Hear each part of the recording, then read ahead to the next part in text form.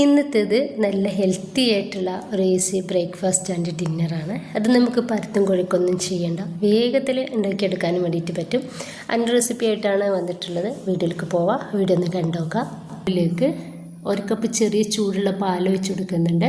1 table spoon പഞ്ചസാരയും, ഇനിയിപ്പോൾ ഇതിലേക്ക് 1 ടേബിൾ സ്പൂൺ ഓയിലും അതുപോലെ തന്നെ 1 ടീസ്പൂൺ ഇൻസ്റ്റൻറ്റ് ഈസ്റ്റ് കൂടി ചേർക്കുന്നുണ്ട്.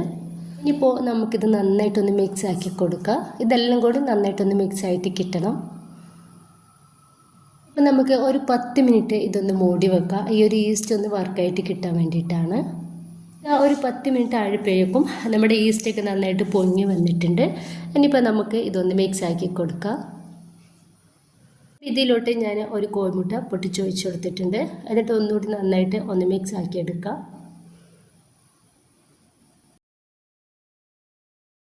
ഇപ്പം ഞാൻ ഇതിലോട്ട് ഇട്ടെടുക്കുന്നത് 1 കപ്പ് മൈദയാണ്.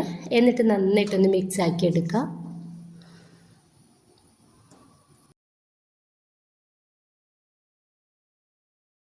ഇപ്പോൾ ഞാൻ നന്നായിട്ടൊന്ന് മിക്സ് ആക്കി എടുത്തിട്ടുണ്ട്. ഇനിയിപ്പോൾ നമുക്ക് ഇത് ഒരു അരമണിക്കൂർ ഈ ഒരു ഈസ്റ്റ് നന്നായിട്ട് പൊങ്ങാൻ വേണ്ടിയിട്ട് മാറ്റി വെക്കണം. കൂടുതലായിട്ട് നമ്മൾ ഈസ്റ്റ് വറുക്കാൻ വേണ്ടിയിട്ട് കാത്തു നിൽക്കണ്ട.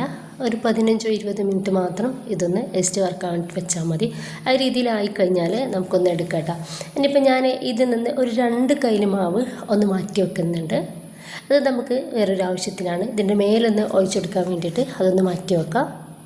ഇനിയിപ്പോൾ ഇതിലോട്ട് ഗ്രേറ്റ് ചെയ്തെടുത്തിട്ടുള്ള 1 കപ്പ് ക്യാരറ്റും അതുപോലെ തന്നെ 1 കപ്പ് ഉരുളക്കിഴങ്ങും, ഇനിയിപ്പോൾ ഒരു പച്ചമുളകും കറിവേപ്പിൻ്റെ ഇലയും ചെറുതാക്കിയിട്ട് കട്ടാക്കിയിട്ട് അരിഞ്ഞെടുത്തിട്ടുള്ളതാണ് അതുകൂടി ഇതിലേക്ക് ചേർക്കുകയാണ്.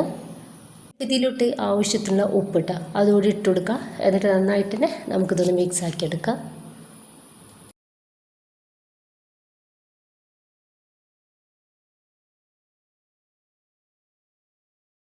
നന്നായിട്ട് ചൂടായിട്ടുള്ള പാനിലേക്ക് വളരെ കുറച്ച് വെളിച്ചെണ്ണ നമുക്കിതുപോലെ ഒന്ന് സ്പ്രെഡാക്കി കൊടുക്കാം. നമ്മൾ റെഡിയാക്കി വെച്ചിട്ടുള്ള ആ ഒരു ബാറ്റർ ഇതിലേക്ക് ഒഴിച്ചു കൊടുക്കാം.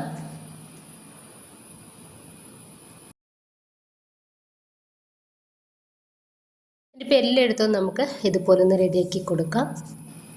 1-2 സെക്കൻഡിന് ശേഷം നമുക്ക് മാറ്റി വെച്ചിട്ടുള്ള ഒരു മാവ് അതിൻ്റെ മേലേക്കായിട്ട് ഒഴിച്ചു കൊടുക്കാം.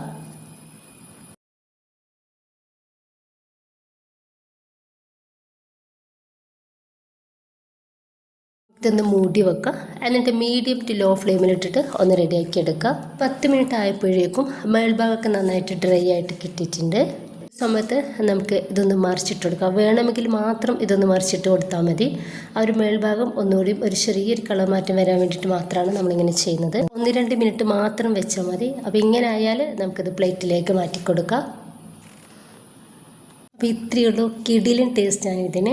ഈസ്റ്റ് ചേർത്തെടുത്തത് കൊണ്ടിട്ട് തന്നെ ഒരു പ്രത്യേക മണം, ഒരു പ്രത്യേക ടേസ്റ്റുമാണ്. ഭയങ്കര സോഫ്റ്റ് ആയിട്ടാണ് ഇതിരിക്കുന്നത്. അപ്പോൾ എല്ലാവർക്കും പെട്ടെന്ന് ഉണ്ടാക്കിയെടുക്കാവുന്നതേ ഉള്ളൂ. ഉണ്ടാക്കി നോക്കുക. നിങ്ങളുടെ അഭിപ്രായങ്ങൾ അറിയിക്കുക. ഇഷ്ടമായാൽ നിങ്ങളുടെ എല്ലാ സപ്പോർട്ടും ഉണ്ടാവുക. ഇൻഷാ അല്ലാഹ്. ഓക്കെ.